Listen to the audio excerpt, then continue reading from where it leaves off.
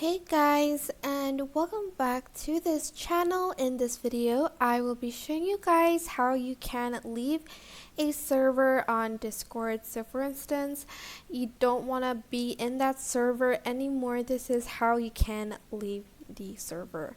Select Discord and you are going to click on the server you want to leave. You can either right click and then press leave server, or you can go up here and leave server and you'll be removed from that server. But I'm not gonna do I'm not gonna do that for this one. But that is basically how you can leave a Discord server. I hope this tutorial was helpful for you guys.